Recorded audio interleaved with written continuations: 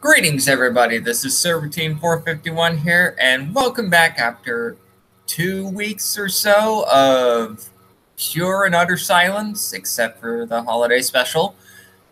Back for your regularly scheduled programming of Weeb Warriors. And welcoming back my co-host, my partner in crime, Jordan. How you doing tonight, Jordan?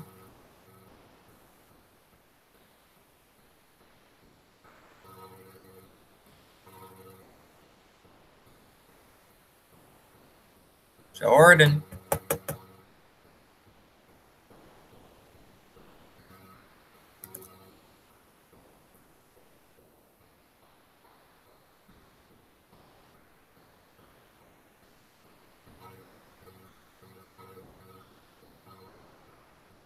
My bad, Tony. I had my microphone muted. Yeah, when you disappeared, it just made this loud staticky noise, and I'm just like, well, I'm not listening to this shit. So I had it side by side there for a while, and then I ended up doing something else, and I got distracted. God damn it, Jordan. How long have you been waiting for me to come back? Like, not even a minute. It's like a minute or two. I already did the introductions. My God.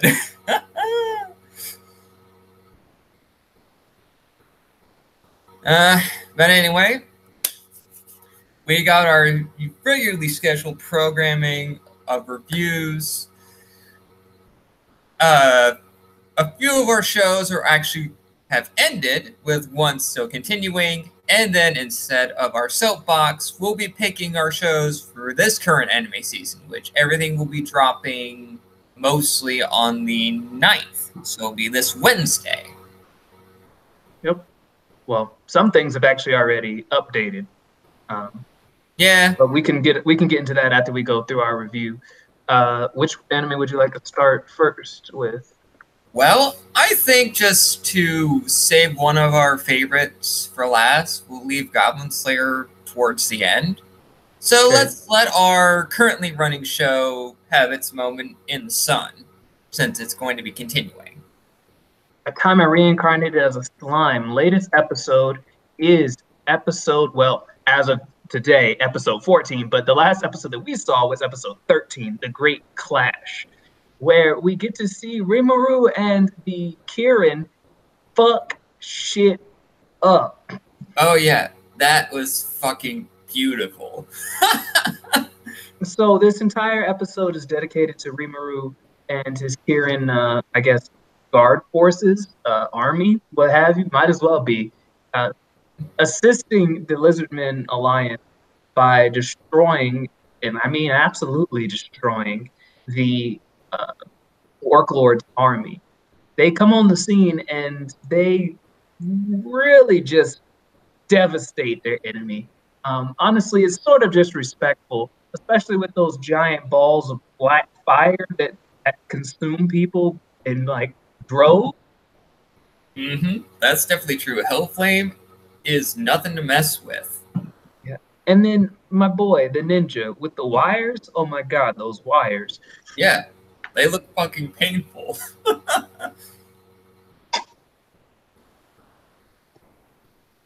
I don't know how he does it, but he does it.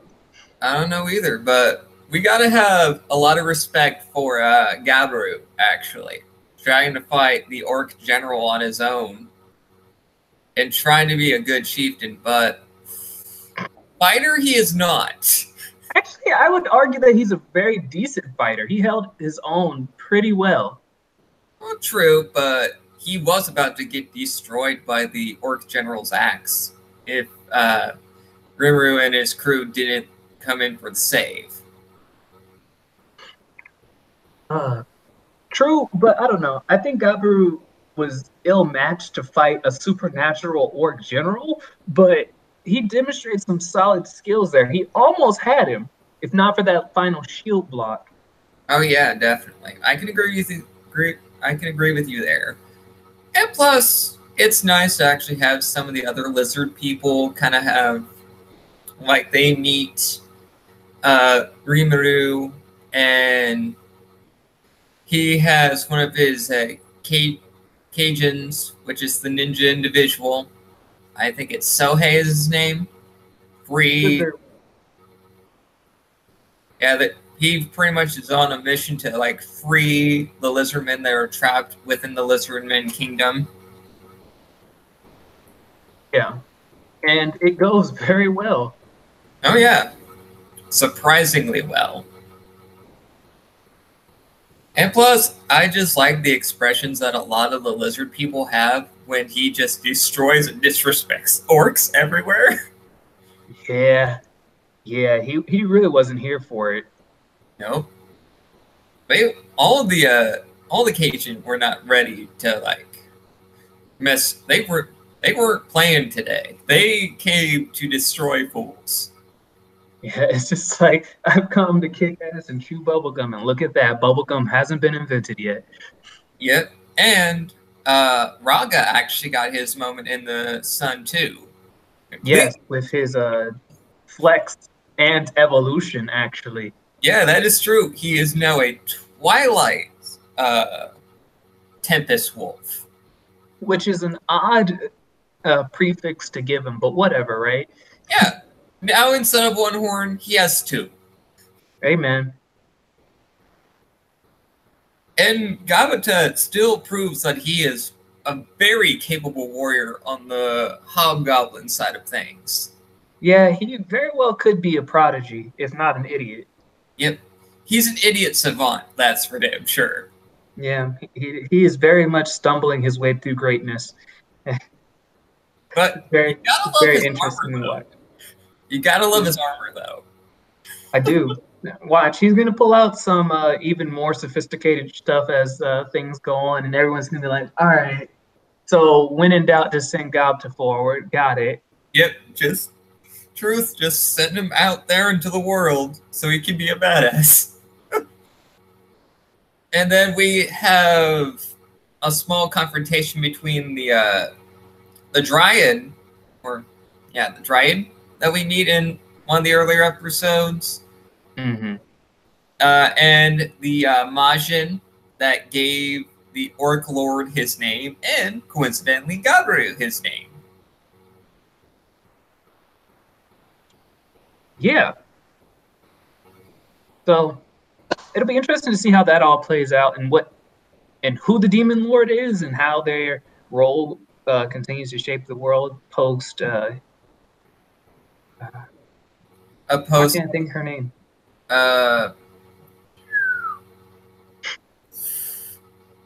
Damn. I forgot her name too. Izu. Yeah.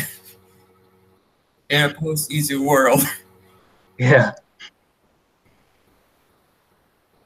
But I think this was a very solid episode, and episode 14 was very solid in its own right, because I actually watched it on top of episode 13 and whatnot. Holy sweet Jesus! Episode 14 was crazy. But we'll get to that next week, actually. Alright, so with one of our shows that have met its run, I think we should talk about Gridman, because the finale of Gridman was a very nice one. I really enjoyed the last episode of Gridman. I like Gridman. It was just, I don't know. The entire series was just a fucking roller coaster ride from start to finish. Oh yeah, and this last episode, episode 12, was just fucking brilliant. Yeah, we had the classic Gridman design come in to this anime adaptation, which this current iteration of Gridman and Ultraman are having a crossover anime. Mm-hmm. I believe at some point this year, which I think is going to be fucking great. But plus, this entire episode is focused around rescuing Akane from her own inner turmoil. And the final flexing match of Alexis Klebb just trying to pretty much take Akane's power for himself and just claim gods for no apparent reason. That is, well, it has been a while since I actually watched the episode. But the fight animation in this episode between Alexis and Gridman was fucking stunning. It was. It really was. And in typical Tokusatsu fashion, we have Gridman realizing that his potential, instead of like destroying kaiju and cause collateral damage, his true power is the ability to fix and mend things that are broken. In the Grid Fixer Beam. I was so hurt when he decided to pull that out. It's like, I know his attack is not healing the world, Lord. I know that's not what I'm witnessing right now. It is what you're witnessing right now, Jordan. I was like, okay, so we just pulling out that, we just doing the ass pull. Sure. It is like the most glorious of ass pulls. I suppose. That's usually what happens in most Tokusatsu shows. Fair. I should have known better, but also. But I gotta say, other than like the great fight animation, we had fucking Alexis being the true villain that he is. Poor Auntie. He just got stabbed in the back and just died a hero. Only to be revived back by that one lolly kaiju, whatever the fuck, Amen. At the end of the episode. But Auntie died a true hero, which I can respect. Is Auntie dead? Not anymore, but we thought he was going to be dead. Okay, I was about to say, like, wait. Yeah, even though he got stabbed by Alexis, and he even got the Gridman bracer, since he is Grid Knight. But, oh well. And it was nice to see, in an anime, an actual live-action actress doing shit. That was very odd. Like, yeah, I thought that was... Honestly, that twist at the end really just sort of, like, blew my mind into pieces, and I was like, okay, cool. It was surreal. Oh, it makes sense because Akane herself is the god of this particular world.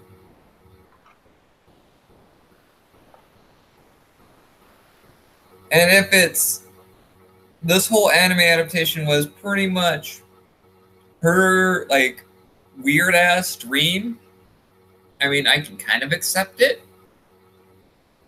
It's pure nonsense, and I like it for the nonsense. I'm sure you do. But it's... yeah, you don't expect a live-action scene in an anime, really. No, you never do. But I also like the moments where Rika and Akane have their heart-to-heart moment at the tail end of the episode. I thought that was very heartwarming. And actually a lot of the final goodbyes of the characters were very heartwarming moments. And I liked it for that. It actually made me feel things. True. But I gotta say, Gridman, it's a solid series. I enjoyed its roller coaster of a ride, and I'm sure Jordan did the same. Yeah, I also enjoyed the journey with Gridman. If you'll give me a moment, I need to plug in my laptop charger. But yeah, so Gridman, I'd say 4.5 out of 5. I think it was a very good series. I probably would not watch it again, which is why it's not a 5 rating in my mind. But for people that enjoy Tokusatsu or watch the original series that it's based off of, just want to see a pretty solid, kind of nutty anime, then Gridman is definitely the choice. Should be on your list. Oh, definitely. And I can also agree that for those who like Tokusatsu, those who've actually watched the original Gridman series. It's an enjoyable ride from start to finish. But enough of Gridman. Let's get to Rascal Does Not Dream of Bunny Girl Senpai and the last few episodes of this actually very stellar series. Yeah, so Rascal Does Not Dream of Bunny Girl Senpai, I've said it before, is probably the sleeper hit of the entire season. And I say it's a sleeper hit because I don't see people falling out over it like you see in like it honestly deserves. So this last arc, we get to deal with my main girl, Kaide, and her, essentially her wish list of things that she wishes to accomplish. And it turns out the reason that she wishes to accomplish these things is because she can feel the original Kaide or return. And with her return, her personality and all of her memories will cease to exist, which does come to fruition. And we get to watch in the last two episodes Sakata coming to terms with this and realizing how much Kaide loved and appreciated him and didn't want him to worry when she was gone. And then learning to be, a good brother to his original sister, I guess, or his new sister, or however else you want to put it. Honestly, it's just a very emotional sort of ride. I think it was a very good ride with these last few episodes where Kaide actually does go to school, albeit at night, and spent the entire day at the zoo looking at pandas and all the other animals. And she was having a good time, and due to her puberty syndrome, she started to have symptoms of bruising and all this other nonsense. But like Jordan mentioned, this is all Kaide's journey to basically show Sakata that even though her personality may be gone, the actual Kaide will be around for him to be a good older brother for. Mm-hmm. And then the last episode, more so, is kind of giving our couple of the story, Mai and Sakata, that one final moment, their kind of last hurrah, their last ride into the sunset. That's very fitting for these characters.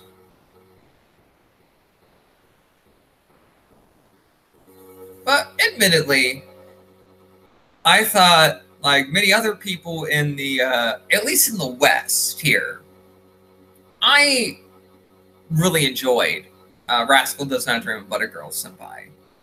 It's definitely a sleeper hit for us here in the West, not so much in Japan, but I'm not going to get into that. We talked about it like many, many videos ago.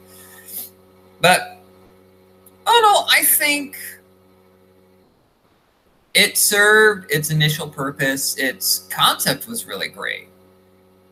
And I also like the final moment where you think that Mai and Sakata were actually going to share that last romantic kiss, only for Mai to just pull on his cheek in her typical fashion. I thought, way to play with our, way to play with conventions there, Rascal. I appreciate that. Yeah. Okay, what is one of the last shows we're going to talk about? The second to last show before we talk about Goblin Slayer is personally my favorite show of the season, and maybe one of my favorite shows of 2018. That being Zombieland Saga. Zombieland Saga. Good Morning Again Saga. So the last episode of Zombieland Saga, it was good. And I know I seem very hesitant in this moment. I like Zombieland Saga, and I would watch it again. I just feel deep because I didn't learn anything about my girl Yagiri, and I still don't know who the fuck Tai-chan is. Yeah, we do not know this mystery, but I have heard tales of Zombieland Saga coming back in some form. Maybe we'll get a second season, Jordan. I would appreciate Maybe I'll accept a movie. Hell, I'll accept an OVA, honestly. anything, really. And plus, this fun ride with this final episode, it's basically we're continuing the sad Sakura train. Not the sad Sakura train. Yeah, it's do her like that. Oh no, she's basically throwing herself the biggest pity party for herself because of her massive bad luck. I mean, she does have pretty shit luck. I mean, yeah, she has shit luck, but she can't let it like dictate what she can and can't do with her life. And that's where you're wrong. Let me Sakura's just like, let me show you. Oh yeah, and I was just talking to my television while I was watching the episode. I'm like, come on, Yagiri, just slap this bitch in the face. Smack this hoe out of it. Please, Lord. I need a Yagiri Godsmack. Which I got. But she still was open. Sakura was still openly defiant. And it had to take fucking Tai-chan. The glory that is Tai-chan. To basically help her get out of this crazy funk. And also the song they performed for their live show was actually very entertaining. The animation for the dancing and singing sequences still creep me the fuck out. True. And that last song was a little cringeworthy. It is cringeworthy. But hey, what do you expect? True. True. But it was the funniest goddamn thing when you just had everything falling apart and Sakura's like, yep, I knew it. We all fucked up. We're gonna fail. And then she remembers all the words that everyone in Franshushu was saying. Like, I don't care if your luck is garbage. We are going to fight through this together as a unit. And fight they did. And they pulled the sad bitch that is Sakura out from underneath the earth and made her love being an idol again. Memories and all. And the icing on the cake, we may have not gotten anything on Yagiri's past or anything on Tai-chan's past, but we had a little flicker, just a smidgen of Kotaro's past and his connection with Sakura. I'm like, well, fuck me sideways. That explains a lot. It really does, but also, come on now, that's not enough. Yeah, I know. Who was that guy he was talking to? Where did he learn how to make zombies? Did he or did he not really go to Hollywood to learn how to do makeup like that? Yeah, I need an OVA or something. I don't know, but that's just me. To know. No, what we need, Jordan, is not one OVA, but at least three. At least three fucking OVAs. That's what we need in life. One for every person that did not get a focus episode. Definitely, I could agree. We need 3 for each of the characters that have pretty much mysteries attached to them. Hell, we have a backstory for the fucking trap. That's it. Don't do it. Don't do her like that. I know, but still. If they want to refer to themselves as she, that's perfectly fine, but in reality, they're a trap. I can't with you. You're gonna get some very hateful comments on that one. I'm not gonna touch that one with a stick. Moving right on past. Looking forward to hopefully seeing some more of Zombieland Saga. And maybe we'll get lucky and we'll see the fleshed out backstories of Yagiri Saichan and your boy Kotaro. Yeah. Because Zombieland Saga, 4.5 out of 5 for the same reason. Yes, exactly. It is pure comedy gold. It is sheer brilliance. It is, if not, legendary. We shall see if it holds up. The true test of a series is if you can rewatch it again and still find enjoyment. I would rewatch Rascal. I would give it a 5 out of 5. Mm-hmm. And that's not to say that it's flawless, right? It's not Penguin Topher Gurren Lagann or anything, but definitely worthy of my 5 out of 5 rating. And Zombieland Saga is very worthy of my 5 out of 5. I would watch this shit at least a couple more times. And I would still laugh at the crazy shit that these wonderful zombie idols would get into. I still laugh at the drive-in Tory commercial scene. It is pretty funny. Even though I have the biggest fear of chickens. Yeah. That's a fun fact for everybody. If you want to know what one of my weaknesses are, I am terrified of chickens.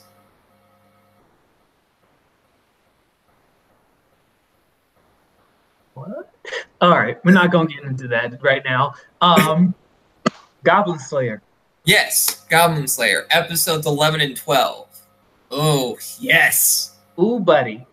When I say these goblins got fucked up. Yes, these goblins got destroyed. So, for one, let's just go ahead and touch on the fact that Goblin Slayer is not just called Goblin Slayer just for the sake of it. He is as good as he says, and everything he said came to fruition, and his strategy was great. Also, let's look at the fact of how fucking fucked up these goblins are. They use real live human women and elf women as fucking meat shields to advance their forces. If not for Goblin Slayer, any number of those women could have died. Definitely. And it took him basically anticipating this force of over 100 goblins, led by the Goblin Lord. I almost said Orc Lord. It's an anime there. But yeah, no, the Goblin Lord, he was, how to put it? I think this actually brings up something that I've recently been thinking about a lot, is that the goblins are intelligent, but maybe not sapient, in the sense that they're not really free-thinking individuals. They can learn from past things and adapt to them, but they're not like cognizant, if that makes any sense. Yeah, I can agree with you there. Because the Goblin Lord is great, right? He's really smart for a goblin, and he's learned all these things from trial and error and surviving, and his goblin army is very efficient, but he doesn't actually adapt to the things that are happening. He just gets angry that everything is failing and continues down this very regimented path, to which Goblin Slayer is able to predict and circumvent. Goblin Slayer is a sapient individual, and thus for is constantly evolving. Oh yeah, definitely. And the backstory for the Goblin Lord, even though we only got snippets of his backstory in episode 12, it's very fascinating, especially how he came across his weapon, that big old battle axe. Mm-hmm. I feel like it was a magic axe in the manga, but I can't seem to remember. I'm trying to remember myself, but I remember the guy who wielded the axe before the Goblin Lord did. It was the dude looked like fucking Conan the Barbarian. Hey man, wouldn't you wield an axe like that if you were a barbarian? I would. Oh fuck yeah, I would. Fuck yeah, I would. And plus, the fight between Goblin Slayer and the Goblin Lord was fucking stellar and fucking brutal. I mean, I enjoyed that fight.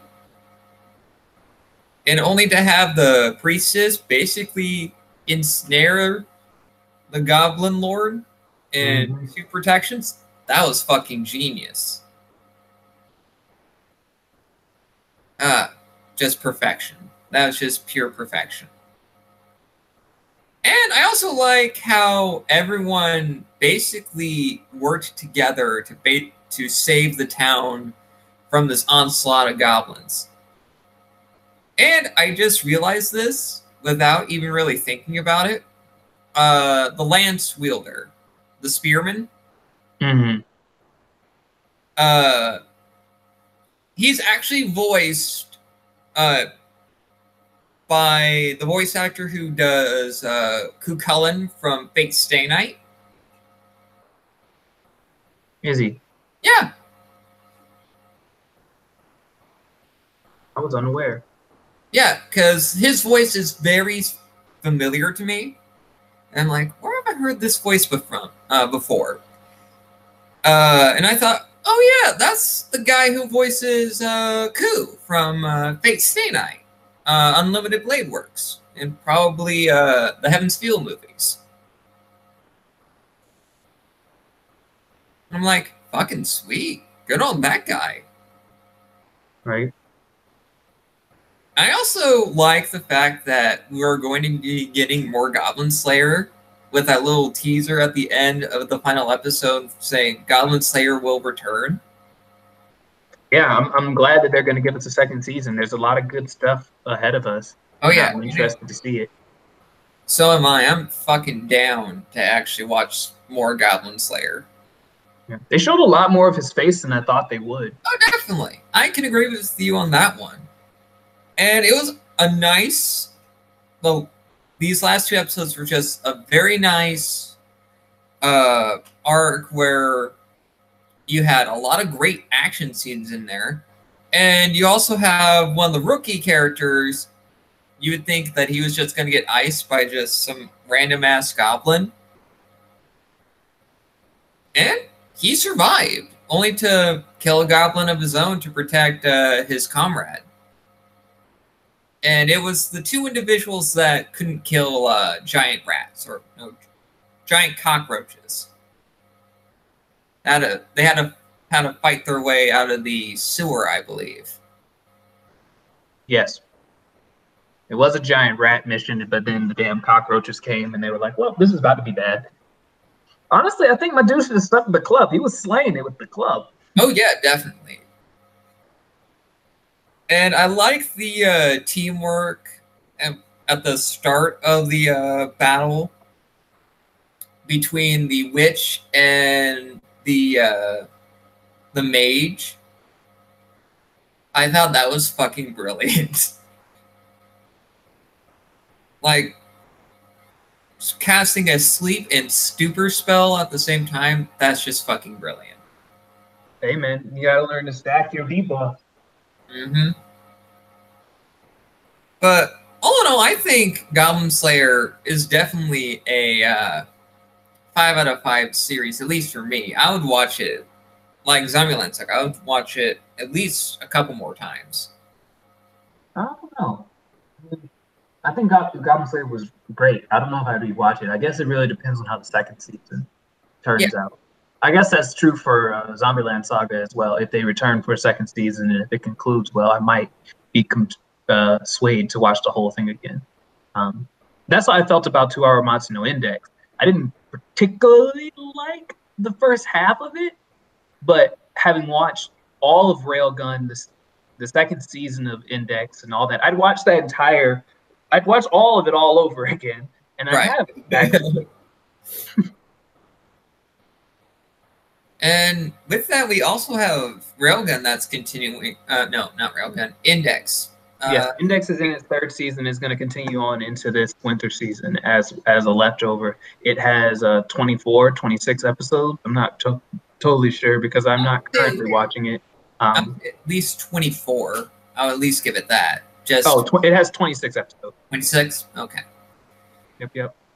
But speaking of index, we can actually get into, and the reason I say that is because I'm on the site where all of the current and new anime is. We can go ahead and decide or discuss briefly what new animes we're going to review.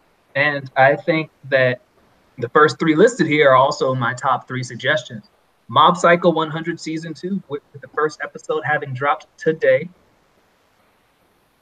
Uh, Rise of the Shield Hero. If you have never read the manga, I do it. totally agree with you on that. That is a definite on our review rotation. I've been reading this manga. It is fucking brilliant. I love it so much. And I was just in. They released a special 45-minute.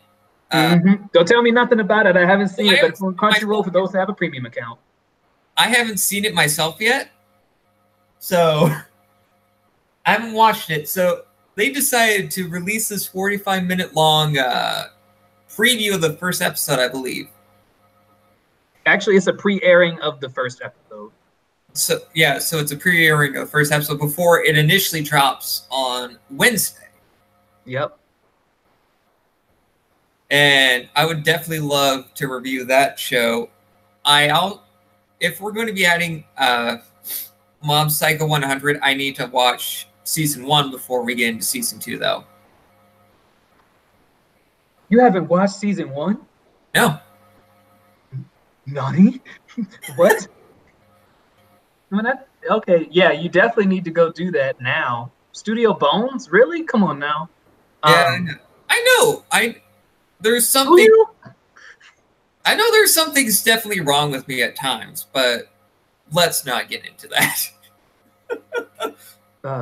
Either way, Kakagakuri season 2 coming out.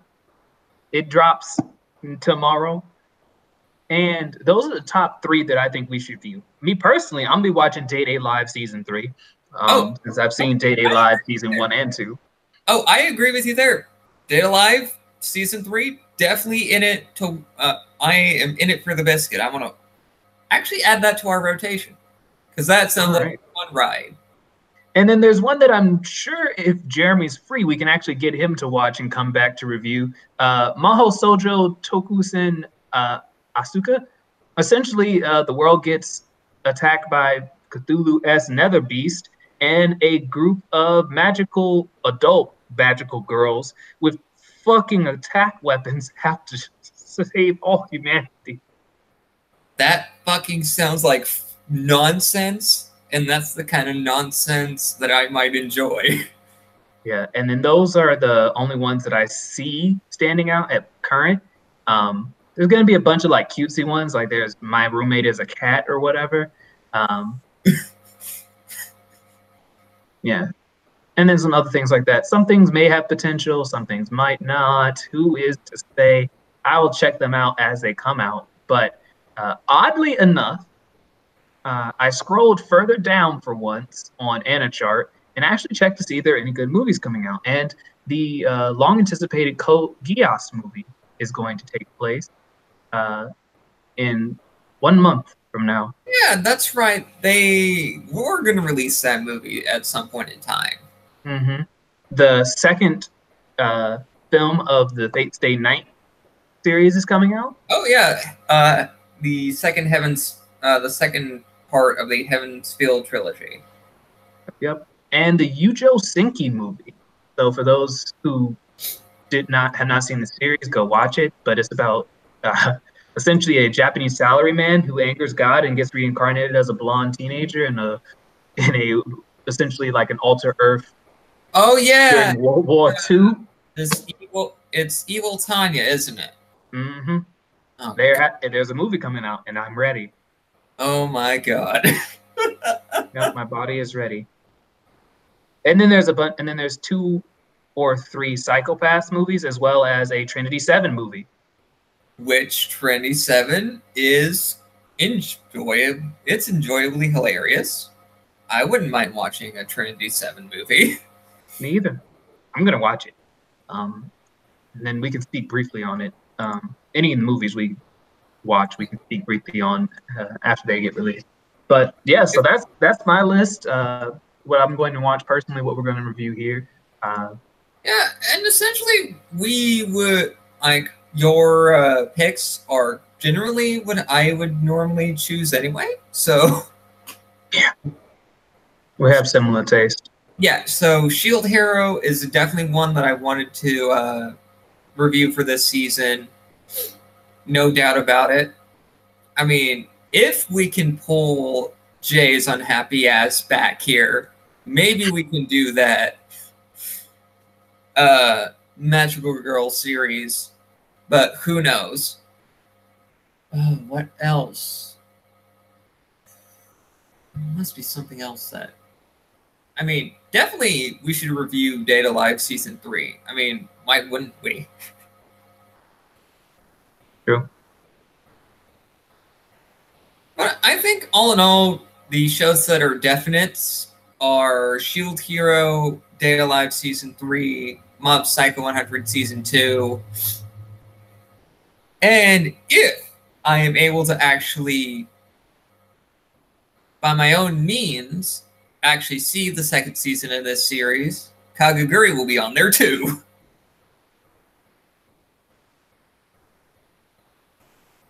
Because Lord help me if I'm going to be waiting months just to watch Kagaguri.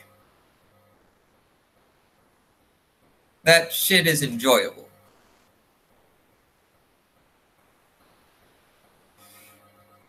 Oh, but you know what's really funny, Jordan? Mm-hmm. When Brian got into watching anime, and he couldn't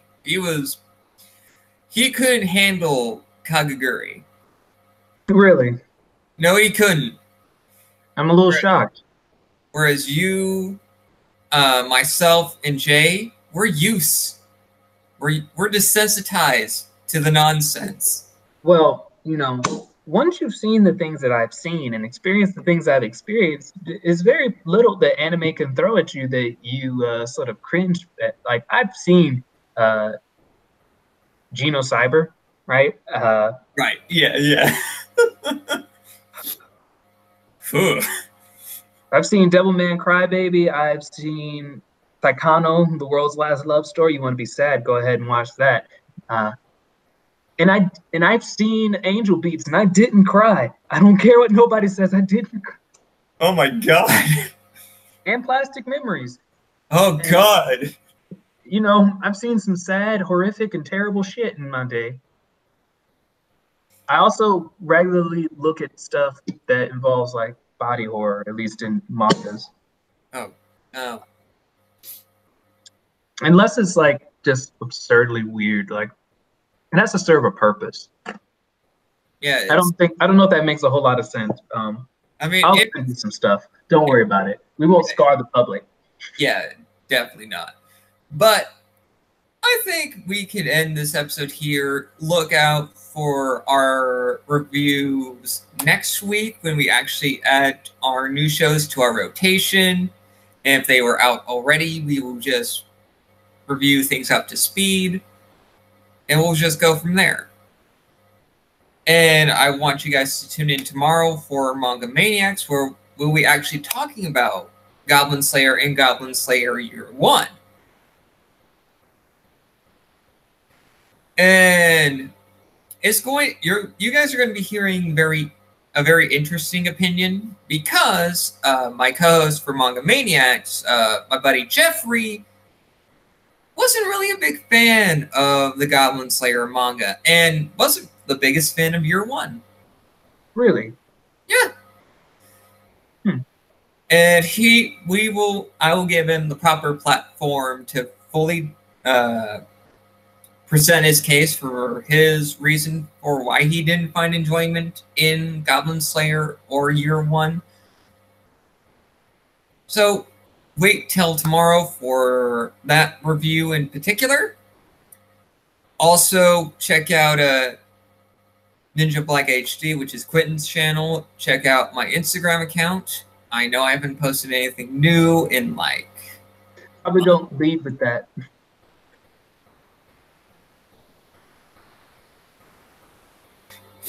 That's because I am a perpetually lazy fuck. Well, at least you're honest. Yeah, I freely admit that I am a lazy fuck. And I would have shared my stupid Christmas story where I finally got my blender that I wanted for Christmas. And I broke the son of a bitch. Fun. Yeah, that's money I'm never going to see again. Gotta love that. Yeah, but alrighty, everybody. Tune in next week for Weeb Warriors and tune in tomorrow for Manga Maniacs. Catch you then.